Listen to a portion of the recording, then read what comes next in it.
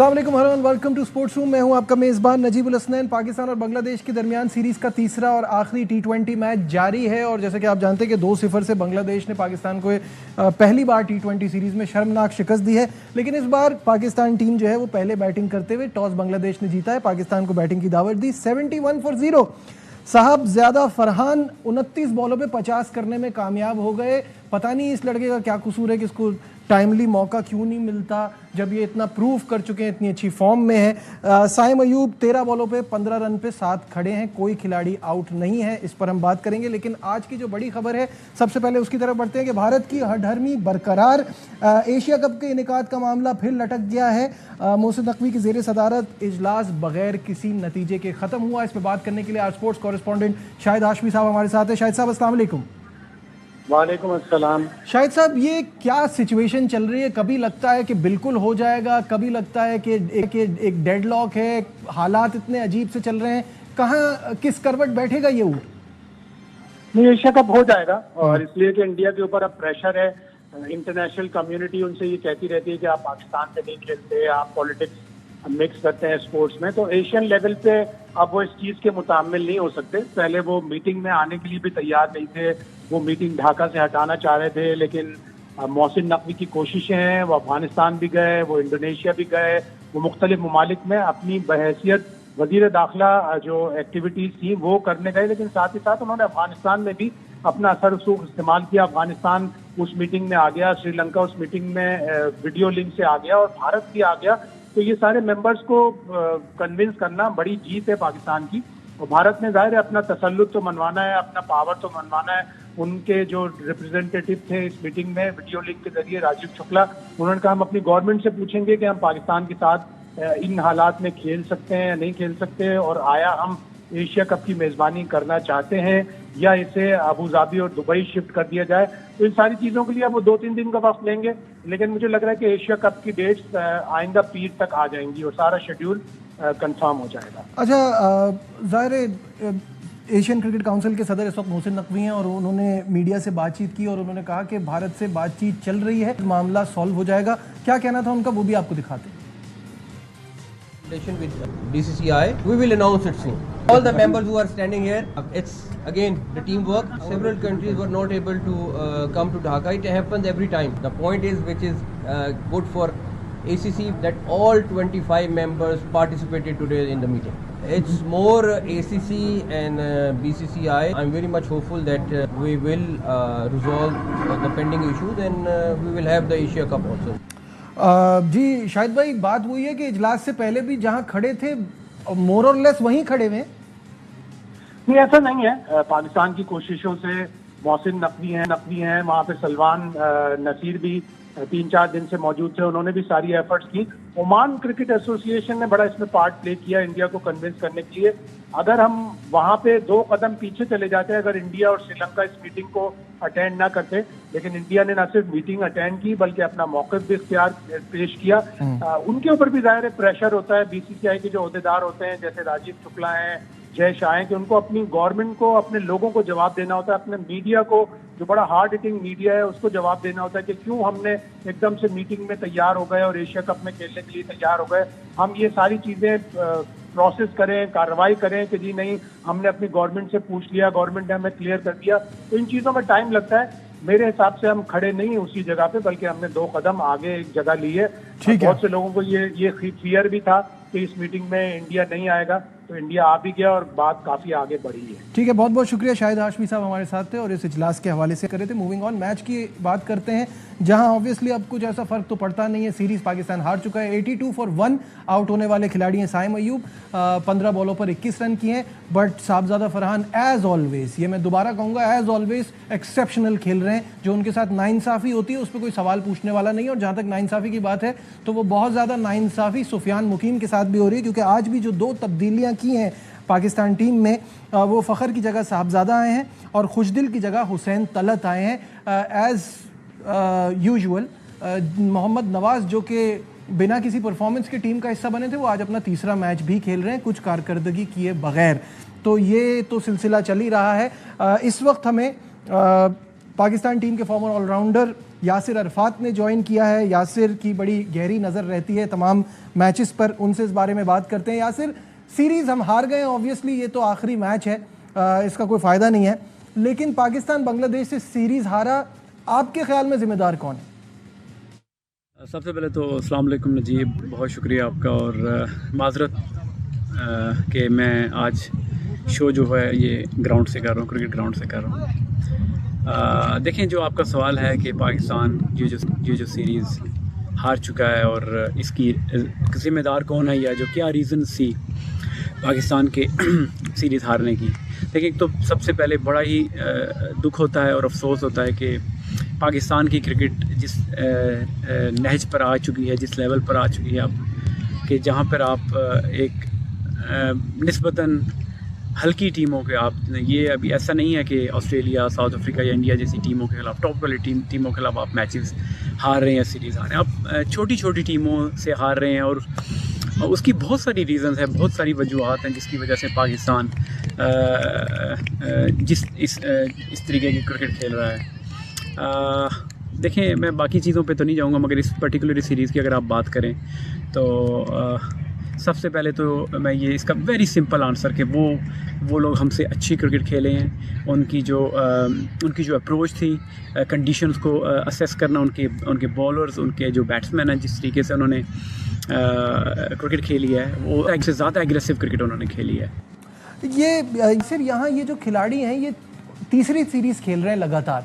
अब इनको यंग कहना, मतलब अब टाइम आ गया है कि वो जिम्मेदारी लें। खुसूसन मैं बैटिंग लाइन की बात कर रहा हूँ, क्योंकि पाकिस्तान एक जगह फंस जाता है। एक ऐसी टीम है जो 150-150 करती है, एक ऐसी टीम है जो कि अगर आपके पास अच्छी विकेट ना हो तो उसके लिए 100 रन करना भी मुश्किल हो रहा है।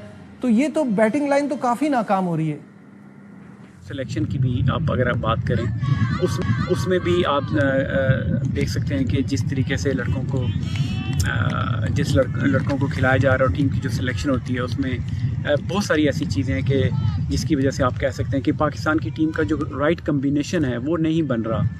तो और उसके साथ साथ आप देखें कि पाकिस्तान के जो थिंक टैंक है, जो सीनियर प्लेयर्स हैं टीम में, उनको भी अगर आप देखें तो वो कंडीशंस को असेस नहीं कर रहे। वो अब इन कंडीशन में हमें पता है कि बांग्लादेश जैसे पिचेस पे जाके जब आप खेलते हैं तो बड़े ही मुश्किल होता है बैट्समैनों के लिए, वहाँ स्पिनर डोमिनेट करते हैं। बल्कि इस दफ़ा हमने देखा सीमर्स ने भी बड़ा अच्छा, सीमर्स के बांग्लादेश की सीमर्स ने अच्छी बॉलिंग की। तो वो एक होता है कि आप डिस्कस करते हैं कि इस पिच पे जब आप खेल रहे हैं इस अपोजिशन के खिलाफ इन कंडीशन में, तो क्या अच्छा स्कोर होगा। तो वो आई डोंट नो कि वो मैनेजमेंट अपने प्लेयर्स को वो मैसेज कन्वे कर रही है, और अगर कर भी रही है तो ये जो रिस्पॉन्सिबिलिटी लड़कों की है वो उसको उस तरीके से निभा भी रहे हैं या नहीं निभा रहे। तो ये चीज़ें काफ़ी आया हैं, नज़र आ रही हैं कि हाँ, वो लोग हमसे अच्छी क्रिकेट खेल कर ये चुके हैं। ये बताइएगा कि ये एशिया कप और वर्ल्ड कप की तैयारी के हवाले से ये सीरीज़ है, इसमें 120, 130, क्या ये हमारी दुरुस्त है ये चीज़, ये इससे तैयारी हो पाएगी? बात देखें, ये भी ठीक है कि आप तैयारी कर रहे हैं। हम हमेशा से ये सुनते आए हैं कि वर्ल्ड कप की तैयारी हो रही थी, एशिया कप की तैयारी हो रही थी, बड़े इवेंट्स की तैयारी हो रही थी, मगर जब वहाँ पहुँचते हैं तो फिर हमें पता चलता है हमने तो हमारी तैयारी मुकम्मल नहीं थी। तो ये देखें, एक लेम एक्सक्यूज़ हैं कि आप जो चीज़ आपके सामने है, जो चीज़ आपकी प्लेट में आपके सामने है, उस पर आपकी तवज्जो नहीं है, और जो आगे है ठीक है, लॉन्ग टर्म और शॉर्ट टर्म पॉलिसीज़ आप अप्लाई करते हैं, बट जो चीज़ आपके सामने है उस पे आपका ज़्यादा मैक्सिमम फोकस आपका उस पे होता है। और ये देखें, एम आपका होता है आपने रूफ टॉप पे, छत पर जाना है, तो ये स्मॉल जो विदाउट स्टेप्स जो है आप छत पे तो नहीं जा सकते ना, रूफ टॉप पे आप बुलंदी पे तो नहीं जा सकते। तो ये छोटे छोटे से जो स्टेप्स हैं, ये मैचेस हैं, ये सीरीज़ हैं, यही आपकी तैयारी, यहीं पे आप तैयारी करते हैं, और इसी तैयारी से जो है आप ऊपर उसकी जाते हैं। और रही बात ये है कि जो पिचेस की को ब्लेम करना, ये एक लेम एक्सक्यूज़ है और ये एक बहाना। और मैं सरप्राइज़ हूँ कि ये कोच की तरफ से सुनने को हमें मिला कि पिच की वजह से जो है, इस तरह की अगर पिच होगी तो हमारी तैयारी नहीं हो सकती वर्ल्ड कप की। देखिए, हमें हिस्ट्री का नहीं मालूम, हम पहली दफ़ा बांग्लादेश खेलने जा रहे हैं, या वहाँ पे हमने कभी मैच देखे नहीं होते हुए कि जो बड़ी से बड़ी टीम वो आती है, वो अपनी होम एडवांटेज को यूज़ करते हुए बड़ी से बड़ी टीमों को वहाँ फंसाती हैं। न्यूजीलैंड, ऑस्ट्रेलिया जैसी टीमों को, इवन इंडिया को भी उन्होंने अपनी होम कंडीशन में फंसा कर मैच अच्छा, इस सीरीज में हमने देखा कि देखें ये सारी गलतियां तो हमारे सामने हैं, कप्तानी में भी हमें काफ़ी फ्लॉज नज़र आए। आपको सलमान अली आगा की कप्तानी इस सीरीज़ में कैसी लगी? देखिए सलमान आगा अभी बहुत सारे मसलों और मसाइल के साथ साथ ये भी एक पाकिस्तान का एक बहुत बड़ा मसला है कि पाकिस्तान के पास वो लग्जरी नहीं है कि जो बाकी मुल्कों के पास है, जो पूल ऑफ प्लेयर्स होता है, फिर कैप्टनसी जब आती है तो आपके पास ऑप्शंस होती हैं कि आपके पास 3-4 प्लेयर्स ऐसे होते हैं कि जो जिनकी टीम में परमानेंट प्लेस होती है और वो उनमें वो क्वालिटी, वो एबिलिटी होती है कि जो टीम को लीड कर सकें। ये भी हमारे साथ एक बड़ा ही प्रॉब्लम या इशू आप कह सकते हैं पाकिस्तान टीम के साथ जो रिसेंट पास में चल रहा है। ये नहीं है कि सलमान देखें अब जो उनकी एबिलिटी है, जो उनमें काबिलियत है, सलाहियत है, वो उस हिसाब से तो अपना पूरा 100% दे रहे हैं। मगर मैं ये समझता हूँ कि अभी भी गुंजाइश है कि पाकिस्तान को एक ऐसे कप्तान की ज़रूरत है कि जो कि जिसकी अपनी परफॉर्मेंस अच्छी हो और वो राइट टाइम पर राइट डिसीजन कर सके और उसमें इतनी पावर हो कि वो जो प्लेइंग 11 है या जो 15 की जो टीम है उसमें उसकी से हो और वो जो जिन लड़कों को वो खिलाना चाहे। मैं अभी भी समझता हूँ कि इसमें सलमान अली आगा के लिए ये अभी भी डिसाइड करना उनके लिए बड़ा मुश्किल होता है कि किन प्लेयर्स को वो उतारें। वो जो उनको टीम दी जाती है और उस टीम के साथ फिर जब वो टीम ग्राउंड में उतरते हैं तो काफ़ी आपको चीज़ें नज़र आती हैं कि जो कि नहीं होनी चाहिए। ठीक है, यहाँ ब्रेक का यासिर अरफात हमारे साथ हैं। As we speak Mohammad Haris पे LBW की अपील हुई है, उन्होंने रिव्यू लिया है। ब्रेक से वापस आएंगे, इस पर बात करेंगे। हमारे साथ रहिए।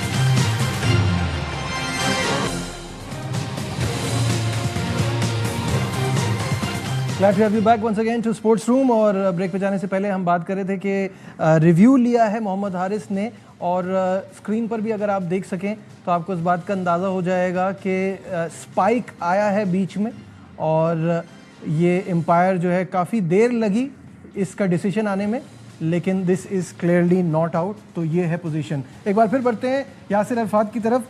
यासिर, आज के मैच में तो पाकिस्तान टीम ने रिलेटिवली बेहतर खेला, too little too late, power play में 57 रन बनाए, लेकिन हमने इस सीरीज़ में पावर प्ले का बहुत बुरा इस्तेमाल किया और दूसरे मैच में तो 15 रन पे 5 आउट थे 5वें ओवर में।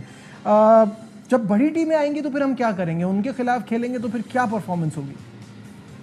देखिए पावर प्ले बिल्कुल पाकिस्तान बिल्कुल ही क्लूलेस लग रहा है यहाँ पर।